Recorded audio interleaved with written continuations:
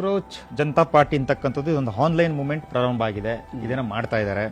But ನಮಗೆ ಬಂದಿರ್ತಕ್ಕಂಥ ಮಾಹಿತಿ ಪ್ರಕಾರ ಕ್ಲಿಯರ್ಲಿ ಸೈಯಿಂಗ್ ಇನ್ಸ್ಟಾಗ್ರಾಮ್ದು ನಾನು ಇವಾಗ ಜಸ್ಟ್ ಈಗ ತಾನೇ ಓಪನ್ ಮಾಡಿ ನೋಡಿದಾಗ ಯಾವ್ಯಾವ ನೀವು ನ್ಯಾಷನಾಲಿಟಿ ಚೆಕ್ ಮಾಡಿದಾಗ ಫಾಲೋವರ್ಸ್ ನ್ಯಾಷನಾಲಿಟಿ ಕ್ಲಿಯರ್ ಆಗಿ ಗೊತ್ತಾಗ್ಬಿಡುತ್ತೆ. 49% Pakistanis, USA 14%, Bangladeshi 14%, India 9% and UK 3%, Australia 3% and Saudi Arabia 3%, UAE 2%.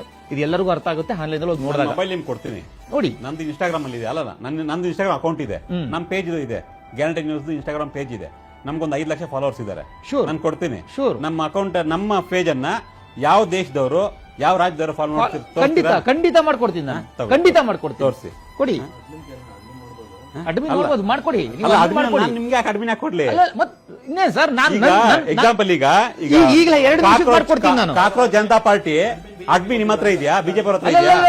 ನೀವು ಅಡ್ಮಿನ್ ಕೊಡಿ, ನಾನು ಮಾಡ್ಕೊಡ್ತೀನಿ. ಅಡ್ಮಿನ್ ಕೊಟ್ಟರೆ ಸಿ ಅಡ್ಮಿನ್ ಆದ್ರೆ ಈಗ ನನ್ನ ಅಡ್ಮಿನ್, ನಂದು ಅಕೌಂಟ್, ನನ್ನ ಅಡ್ಮಿನ್, ನಾನು ನೋಡಬಲ್ಲ, ನಾನು ನೋಡಬಲ್ಲ. ಇಲ್ಲಿ ಬರೋ ವೇಟ್ ಅಲ್ಲ, ಮಾಹಿತಿ ಯಾರು ಕೊಟ್ರ? ಮಾಹಿತಿ ನೋಡಿ ಸರ್, ನಮಗೆ ಮಾಹಿತಿ ನೀವು ಗ್ಯಾರಂಟಿ ನ್ಯೂಸ್ನವರು ನಾವು ಏನ್ ಹೇಳ್ತೀವಿ ವಕ್ತಾರರುಗಳು ಅದನ್ನ ಹೇಳ್ತಕ್ಕಂಥ ತೋರಿಸ್ತಕ್ಕಂಥದ್ದು ಅಷ್ಟೇ ನಿಮ್ ಜವಾಬ್ದಾರಿ. ನೀವು ಎಲ್ಲಿಂದ ಬಂತು ಮಾಹಿತಿ, ಹೇಗ್ ಬಂತು, ಏನ್ ಬೇಕು ಹೇಳ್ಬೋದಾ? ಸುಳ್ಳು ಹೇಳಕ್ ನಾವು ಬಂದಿಲ್ಲ ಸರ್. ಸರ್, ಭಾರತೀಯ ಜನತಾ ಪಕ್ಷದವರಿಗೆ 24x7 ಪಾಕಿಸ್ತಾನ ಪಾಕಿಸ್ತಾನ ಪಾಕಿಸ್ತಾನ ಪಾಕಿಸ್ತಾನ ಬಿಟ್ಟರೆ ಇವರಿಗೆ ಬೇರೆ ವಿಚಾರಗಳೇ ಇಲ್ಲ. ಸುರೇಶ್ ಕುಮಾರ್ ಅವರು ಒಂದು ಪೋಸ್ಟನ್ನು ಶೇರ್ ಮಾಡ್ತಾರೆ. ಕಾಕ್ರೋಚ್ ಜನತಾ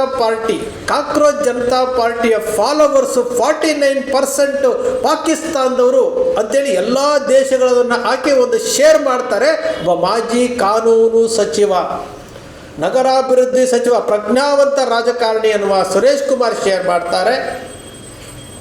ವ್ಯವಸ್ಥೆಯ ವಿರುದ್ಧ ಕಾಕ್ರೋಚ್ ಜನತಾ ಪಾರ್ಟಿ ಅಂತೇಳಿ ಪ್ರಾರಂಭ ಮಾಡಿ 4 ದಿವಸ ಆಗಿಲ್ಲ. ಇವರಿಗೆ ಆ ಕಾಕ್ರೋಚ್ ಜನತಾ ಪಾರ್ಟಿ ಏನು ಮಾಡ್ತಾ ಇದೆ ಅನ್ನೋದು ಗೊತ್ತಿಲ್ಲ, ಯಾತಕ್ಕೋಸ್ಕರ ದನಿ ಎತ್ತಿದೆ ಅಂತ ಗೊತ್ತಿಲ್ಲ.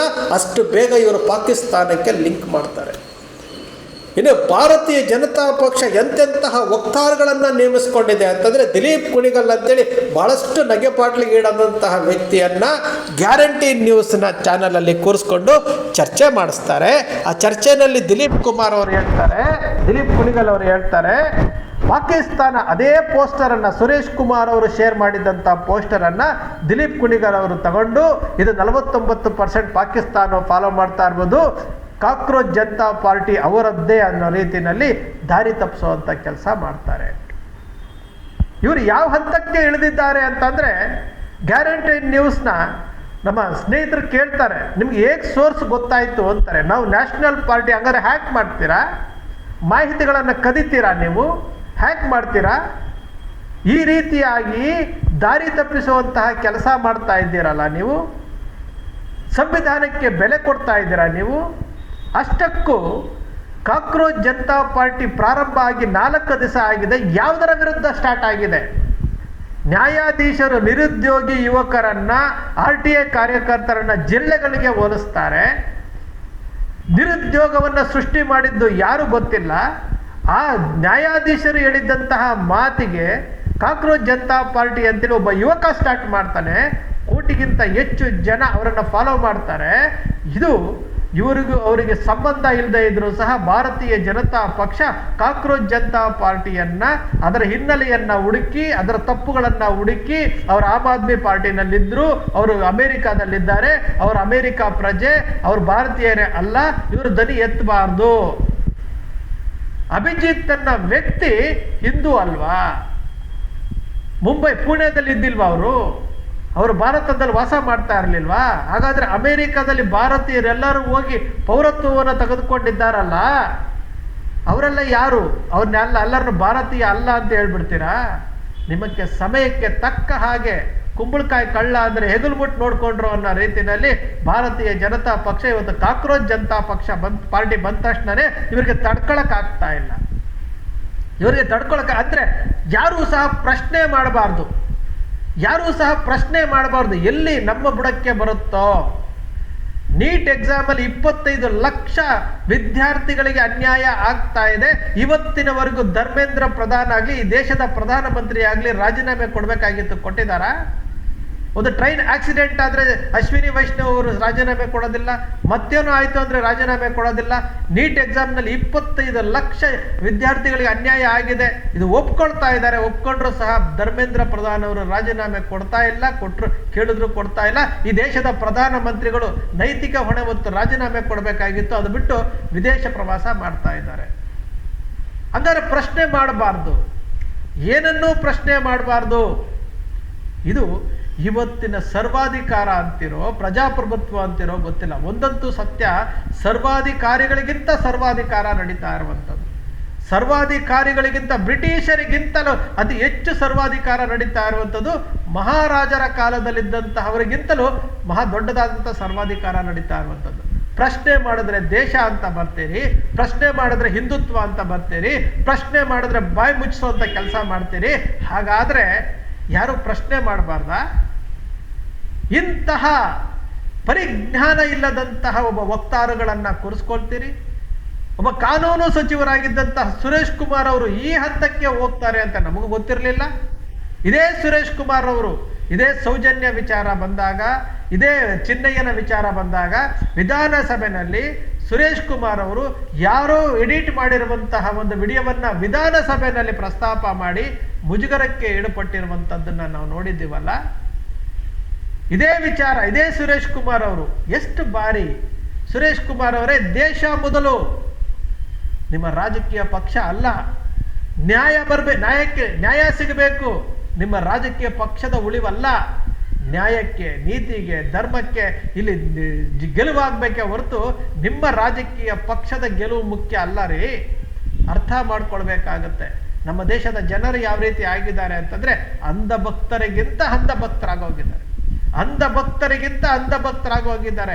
ಒಂದು ಕಡೆ ಅಂಧ ಭಕ್ತರು ಈ ರೀತಿಯಾದಂಥ ಸುಳ್ಳುಗಳನ್ನು ಸೃಷ್ಟಿ ಮಾಡ್ತಾ ಇದ್ದಾರೆ, ಮತ್ತೊಂದು ಕಡೆ ದೇಶ ಅಧೋಗತಿಗೆ ಹೋಗ್ತಾ ಇದೆ. ಇದನ್ನು ಪ್ರಶ್ನೆ ಮಾಡುವಂಥವ್ರು ಯಾರೂ ಇಲ್ಲ. ಪ್ರಶ್ನೆ ಮಾಡಿದ್ರೆ ಅವರು ವಿಲನ್ಗಳಾಗ್ತಾ ಇದ್ದಾರೆ. ಇದು ನಮ್ಮ ದೇಶದ ಇವತ್ತಿನ ದಯನೀಯ ಸ್ಥಿತಿ. ಇವೆಲ್ಲವೂ ಸಹ ಸೃಷ್ಟಿ ಮಾಡಿರುವಂಥದ್ದಲ್ಲ. ನೀವು ಗಮನಿಸಿ ನೋಡಿ, ಎಂತೆಂತಹ ಸುಳ್ಳುಗಳನ್ನು, ಎಂತೆಂತಹ ತಪ್ಪುಗಳನ್ನು ಪಾಕಿಸ್ತಾನ ಅದರ ಪಾಡಿಗೆ ಅದಿದೆ ರೀ. ಇವತ್ತು ಇರಾನ್ ಅಮೆರಿಕದ ನಡುವೆ ಸಂಧಾನ ಮಾಡ್ತಾ ಇರ್ಬೋದು ಪಾಕಿಸ್ತಾನ. ಜಗದ್ಗುರು ಜಗದ್ಗುರು ವಿಶ್ವಗುರು ವಿಶ್ವಗುರು ಅಂತೇಳಿ ಸೆಲ್ಫ್ ಪ್ರಮೋಷನ್ ಮಾಡ್ಕೊಳ್ತಾ ಇದ್ದಾರಲ್ಲ. ಯಾಕೆ ಪ್ರಯತ್ನ ಮಾಡಬಾರ್ದು? ಉಕ್ರೇನ್ ರಷ್ಯಾ ಯುದ್ಧ ನಡೀತಿತ್ತಲ್ಲ, ಅವತ್ತು ನಾವು ನಿಲ್ಲಿಸ್ಬಿಡ್ತೀವಿ ಅಂತೇಳ್ಬಿಟ್ಟು ಫೋನ್ ಕಾಲ್ ಬಂತು ಅಂತ ಮಾತಾಡಿದ್ರಲ್ಲ, ಯಾಕೆ ಪ್ರಯತ್ನ ಮಾಡಬಾರ್ದು? ಭಾರತಕ್ಕೆ ಆ ಶಕ್ತಿ ಇತ್ತಲ್ವಾ? ಸ್ವಯಂ ಘೋಷಿತ ಜಗದ್ಗುರು, ಸ್ವಯಂ ಘೋಷಿತ ವಿಶ್ವಗುರು ಅಂತ ಹೇಳ್ತೀರಲ್ಲ, ಒಂದೇ ಒಂದು ಸಾರಿ ಅದ್ರ ಪ್ರಸ್ತಾಪ ಆಯ್ತಾ? ಅದು ಸಂಧಾನ ಆಯ್ತೋ ಬಿಡ್ತೋ ಬೇರೆ ಕತೆ. ಕೊನೆ ಪಕ್ಷ ಪಾಕಿಸ್ತಾನದಲ್ಲಿ ಆ ಒಂದು ಪ್ರಕ್ರಿಯೆ ಪ್ರಾರಂಭ ಆಯ್ತಲ್ವಾ? ಪಾಕಿಸ್ತಾನ ಪಾಕಿಸ್ತಾನ ಪಾಕಿಸ್ತಾನ, ಬಾಂಗ್ಲಾದೇಶ ಬಾಂಗ್ಲಾದೇಶ ಬಾಂಗ್ಲಾದೇಶ, ಹಿಂದುತ್ವ ಹಿಂದುತ್ವ ಹಿಂದುತ್ವ, ಇಷ್ಟೇನಾ ನಿಮ್ದು? ಇಷ್ಟೇನಾ? ಹಾಗಾದ್ರೆ ಬೇರೆ ಏನೂ ಇಲ್ವಾ ನಿಮ್ಗೆ? ಯಾವ ಸ್ಥಿತಿಗೆ ಹೋಗ್ತಾ ಇದ್ದೀರಿ? ಎಲ್ಲಿಗೆ ತೆಗೆದುಕೊಂಡು ಹೋಗ್ತಾ ಇದ್ದೀರಿ ನೀವು ವ್ಯವಸ್ಥೆಯನ್ನ? ಎಲ್ಲಿಗೆ ತೆಗೆದುಕೊಂಡು ಹೋಗ್ತಾ ಇದ್ದೀರಿ? ಕಾಕ್ರೋಚ್ ಜನತಾ ಪಾರ್ಟಿ ಅಂತೇಳಿ ಒಂದು ಅಭಿಯಾನ ಉಟ್ಕೊಂಡಿದೆ. ಆ ಯುವಕ ಇದ್ದಾರೆ, ಅಲ್ಲಿ ಟ್ವಿಟರ್ ಅಕೌಂಟ್ ಬ್ಲಾಕ್ ಮಾಡಿಸೋದಂತೆ, ಇನ್ಸ್ಟಾಗ್ರಾಮ್ನ ಹ್ಯಾಕ್ ಮಾಡಲಿಕ್ಕೆ ಹೋಗೋದಂತೆ. ಅಲ್ಲಿಗೆ ಇವ್ರು ಏನು ಬೇಕಾದರೂ ಮಾಡ್ತಾರೆ ಅಂತಂದರೆ, ಯಾರು ಧ್ವನಿ ಎತ್ತುತ್ತಾರೋ ಆ ಧ್ವನಿಯನ್ನು ಅಡಗಿಸುವಂಥ ಕೆಲಸಕ್ಕೆ ಇವ್ರು ಮುಂದಾಗ್ತಾರೆ ಅಂತ. ಸತ್ಯ ತಾನೇ? ಈ ಸ್ಥಿತಿಗೆ ಹೋಗಬಾರ್ದಾಗಿದ್ರಿ ಒಂದು ಭಾರತೀಯ ಜನತಾ ಪಕ್ಷ. ಅಟಲ್ ಬಿಹಾರಿ ವಾಜಪೇಯಿ ಅಂತಹ ಮಹಾನ್ ವ್ಯಕ್ತಿಗಳ್ರಿ. ಅಟಲ್ ಬಿಹಾರಿ ವಾಜಪೇಯಿ ಅವರನ್ನು ನಾವು ಆದರ್ಶವಾಗಿ ತೆಗೆದುಕೊಂಡಿರುವಂಥವ್ರು ನಾವು. ಅಟಲ್ ಬಿಹಾರಿ ವಾಜಪೇಯಿ ಅವರ ಆಡಳಿತವನ್ನು ಇವತ್ತಿಗೂ ನಾವು ನೆನೆಸ್ಕೊಳ್ತೀವಿ. ಅಜಾತ ಶತ್ರು ಅಟಲಾನಿ ಅಚಲ ಅಂತ ಹೇಳ್ತೀವಿ. ಅಂತಹ ಅಟಲ್ ಬಿಹಾರಿ ವಾಜಪೇಯಿ ಅವರಂತ ಇದ್ದಂತಹ ಪಕ್ಷದಲ್ಲಿ ಅರುಣ್ ಶೌರಿ ಅವರು, ಯಶವಂತ್ ಸಿಂಗು, ಜಸ್ವಂತ್ ಸಿಂಗು, ಪ್ರಮೋದ್ ಮಹಾಜನ್ ಇಂಥವರಿದ್ದಂತಹ ಪಕ್ಷ ಇವತ್ತು ಈ ಹಂತಕ್ಕೆ ಬಂದಿದೆ.